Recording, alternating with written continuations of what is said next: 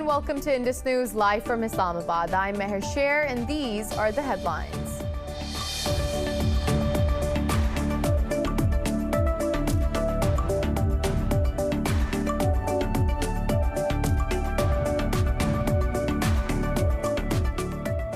U.S. President Joe Biden has set out to undo key policies of his predecessor Donald Trump on his first day in the Oval Office. Biden signed 15 executive orders that included ending the ban on entries from Muslim countries. The orders include Washington's return to the Paris Climate Accord and reversing the process of leaving the World Health Organization.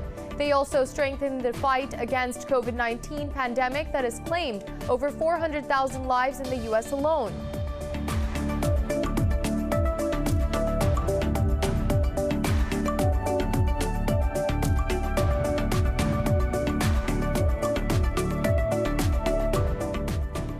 "28 people have been killed and more than 70 wounded in twin suicide blasts in Baghdad. The military says 2 attackers blew themselves up among shoppers at a crowded market in the Iraqi capital.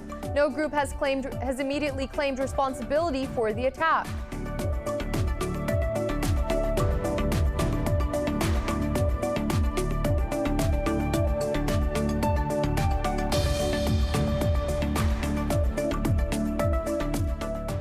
Pakistan's Foreign Minister Shah Mahmood Qureshi says China has promised to provide 500,000 doses of a coronavirus vaccine to Pakistan by January the 31st. Speaking after a phone call with his Chinese counterpart Wang Yi, Qureshi said 1.1 million doses of the Chinese vaccine will be made available by the end of February. Pakistan has so far registered over 527,000 infections and more than 11,100 deaths. Globally, there are over 2 million deaths and nearly 97 million infections.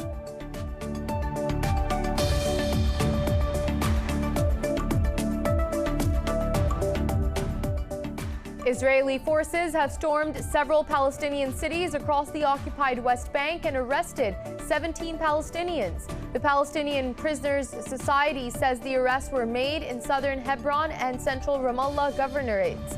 It said the Israeli forces also shot a Palestinian journalist with a rubber-coated bullet while he was covering the raids.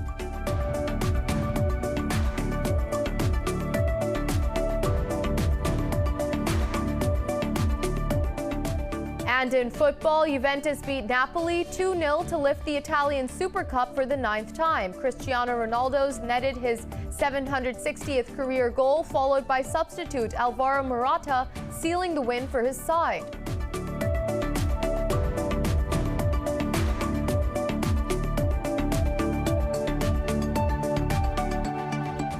Well, those were the headlines. More news in detail after a short break. Stay with us.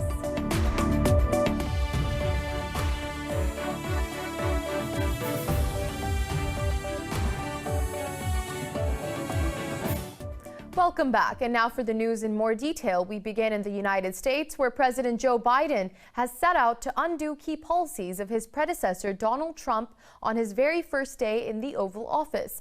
Heading to the White House after the inauguration, Biden tweeted there was no time to waste in tackling crises. This report has more. Joe Biden kicked off his presidency by signing 15 executive orders, calling them the starting points of a bold and vital policy agenda. The orders include ending the ban on entries from Muslim countries. These also include Washington's return to the Paris Climate Accord and reinstate ties with the World Health Organization. The orders strengthen the fight against COVID-19, which has claimed over 400,000 lives in the U.S. alone. Biden also revoked Trump's emergency declaration, which helped fund the construction of a wall at the U.S.-Mexico border. Mexico has welcomed the move. Meanwhile, Democrats have taken control of the U.S. Senate. Vice President Kamala Harris swore in 3 new members to give the party a narrow grip on Congress. Democrats hold a 221 to 211 majority in the House of Representatives. Do you solemnly swear that you will support and defend the Constitution of the United States against all enemies, foreign and domestic, that you will bear true faith and allegiance to the same, that you take this obligation freely, without any mental reservation or purpose of evasion, and that you will well and faithfully discharge the duties of the office on which you are about to enter. So help you God. Now, 28 people have been killed and 70 others wounded in twin suicide blasts in Iraq's capital city of Baghdad. The police say the attackers targeted a crowded market in Baghdad's Tahran Square. The Iraqi military said 2 attackers wearing explosive vests blew themselves up among shoppers. The Interior Ministry said the death toll from the attack could rise as many among the wounded are in critical condition. No group has claimed responsibility yet. It was the first suicide attack to strike Baghdad in nearly 2 years. A complete shutdown is being observed in Indian-occupied Jammu and Kashmir's capital, Srinagar, to mark the 31st anniversary of KADAL massacre. The all-parties Hurriyat Conference had called for the shutdown, which was supported by all other political and trade organizations. Over 50 people were martyred when Indian troops opened fire on protesters in KADAL area of Srinagar on this day in 1990. Meanwhile, India has deployed additional troops on routes to Srinagar and all other district headquarters in the valley. Pakistan has urged the UN to ask India to release Kashmiri leader Mohammad Yasin Malik. In a letter to UN Secretary General, Islamabad's envoy Munir Akram called for an immediate halt to Malik's illegal incarceration. Akram termed Malik's detention in New Delhi's Tihar jail a gross human rights violation. The letter contained an appeal from the detainee's wife, saying continued torture has left her husband in a very fragile state. The envoy also highlighted the continued incarceration of Kashmiri political activist Asiya Andrabi by India. She said UNHCR and other various rights groups have pressed New Delhi to repeal its draconian laws used to suppress political leadership. Moving on, in India, unions of farmers protesting against new agricultural laws are meeting to decide on the government's offer. Prime Minister Narendra Modi's government has offered to halt implementation of the contentious reforms for 18 months. The majority of farm leaders say the repeal of the laws remain their main objective and demand. However, some believe the unions should negotiate to extend the suspension of the laws. Farmers are also due to meet the center for their 11th round of negotiations tomorrow. Meanwhile, thousands continue to protest against reforms they say expose them to exploitation by corporations. In the past 58 days of protests, more than 80 farmers have lost their lives, out of which 4 have committed suicide. Now, the U.S. has called China's move to sanctioning of former Trump officials unproductive and cynical. A spokesperson for President Joe Biden's National Security Council urged Americans from both parties to condemn the action. Emily Holmes said imposing these curbs on Inauguration Day is seemingly an attempt to play to partisan divides. Earlier, China imposed sanctions on outgoing U.S. Secretary of State Mike Pompeo and 27 other officials. Beijing accused them of lying and cheating and said Pompeo and the others planned, promoted, and executed moves that interfered in its internal affairs. Now, in Brazil, over 1,300 people have died from COVID-19 and more than 64,000 have tested positive overnight. Globally, the virus has claimed over 2,073,000 lives and infected nearly 97 million people. While mass vaccination campaigns have started in certain countries, the pandemic continues to ravage the world. The death toll in the U.S. has surged past 406,000 with nearly 24.5 million cases. China is set to impose strict COVID testing requirements during the Lunar New Year holiday season, when tens of millions of people are expected to travel. The country reported 144 new cases, marking the highest number of daily infections since March 2020. In France, the health ministry has reported over 300 deaths and nearly 27,000 new confirmed cases. Health officials have expressed alarm after a study showed the UK's third lockdown is failing to curb the spread of the virus. Meanwhile, Dubai's authorities have ordered hospitals to cancel non-essential surgery for the next month after a surge in cases. In Zimbabwe, the government has ordered work from home for civil servants, following the deaths of 2 cabinet ministers. But Australia has called for a special travel bubble with Pacific Island nations after the fourth day of zero infections. Moving on, Pakistan's Foreign Minister Shah Mahmood Qureshi says China has promised to provide 500,000 doses of a coronavirus vaccine to Pakistan by January 31st. He was speaking after a phone call with his Chinese counterpart Wang Yi. Qureshi said 1.1 million doses of the Chinese vaccine will be made available by the end of February. Later in a tweet, he said the doses to be provided to Pakistan will be of the Sinopharm vaccine. The Drug Regulatory Authority of Pakistan has already approved the vaccine for emergency use in the country. Pakistan has so far registered over 527,000 infections and more than 11,100 deaths. In China, rescuers are drilling new shafts to reach gold miners trapped underground for 11 days after an explosion. About 600 people are involved in the mission, with as many as 25 ambulances waiting at the scene. Rescuers have been in contact with 11 miners trapped in the middle section of the mine and have managed to send food and medical supplies to them. State media reported that one miner is known to have died of injuries suffered in the initial blast. Rescuers have not been able to contact 10 others. One borehole had to be sealed with cement after a water leak threatened the miner's safety. Turkey says Greek expansion in the Ionian Sea does not affect Ankara's claims over the Aegean Sea. Talking to the media, Foreign Ministry spokesperson Hami Aksoy said Turkey has vital rights and interests in the semi-enclosed area. He underlined that Turkey's position on the matter remains unchanged. Earlier, the Greek parliament approved legislation to extend the country's territorial waters along its western coastline from 6 to 12 nautical miles. This comes ahead of the resumption of exploratory talks between Athens and Ankara over contested maritime claims in the Aegean Sea. Now, Israeli forces have stormed several Palestinian cities across the occupied West Bank and arrested 17 Palestinians. The Palestinian Prisoners Society says the arrests were made in southern Hebron and central Ramallah governorates. It said the Israeli forces also shot a Palestinian journalist with a rubber-coated bullet while he was covering the raids. The group added that former Palestinian parliamentarian Mohammed Badr was among the people detained. Moving on, in Sudan, armed men attempted to storm the residence of a provincial governor in the Darfur region. The incident comes days after tribal violence in the region killed more than 200 people. Officials said the attackers were repelled by the guards and no injuries were reported. In a statement, the governor said the incident sought to create instability and chaos in the province. No group has claimed responsibility for the attack yet. And we'll be back with more news after a short break. Stick around.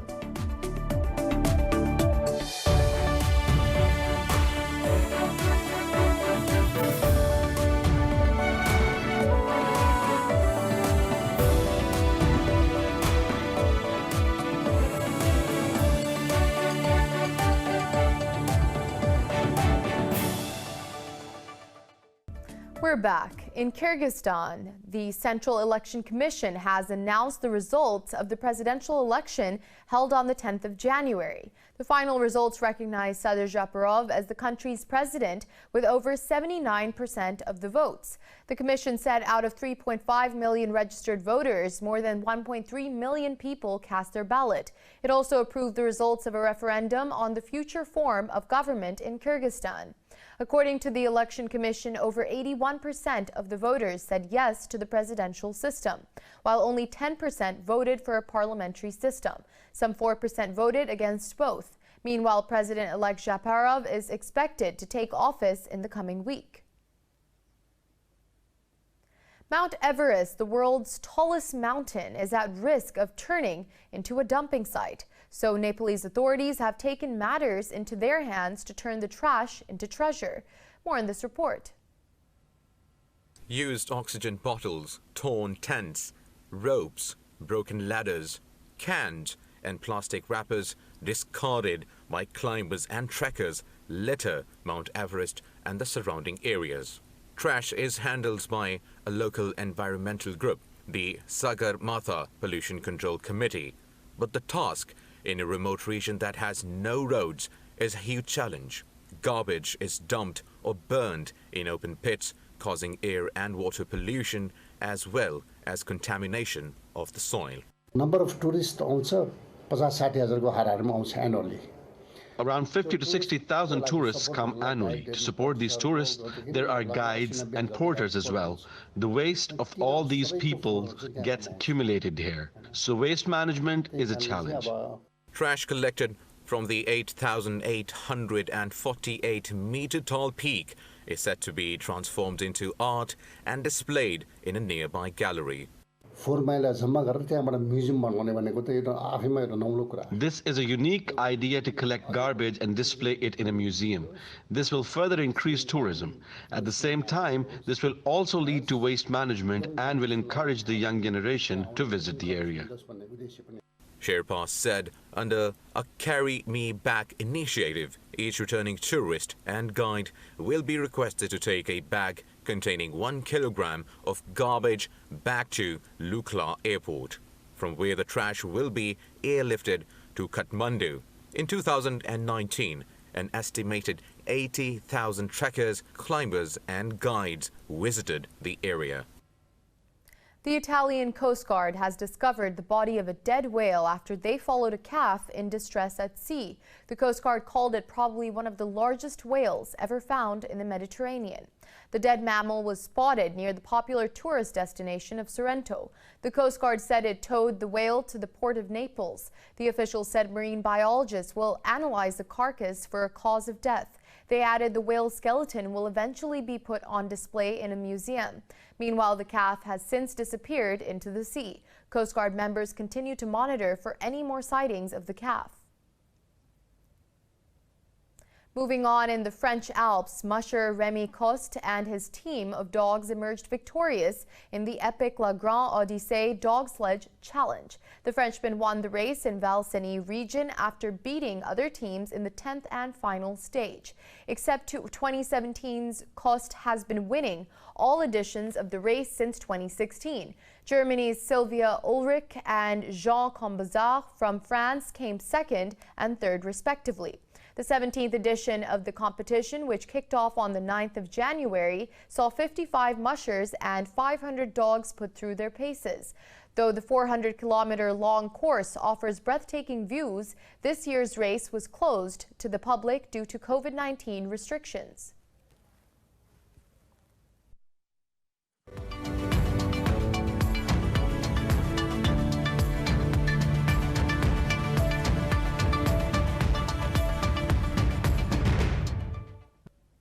On to business. Northern Ireland holds Brexit responsible for the food supply problems in the country. Irish Foreign Minister Simon Coveney says there are now a certain amount of checks on goods going between Britain and Northern Ireland.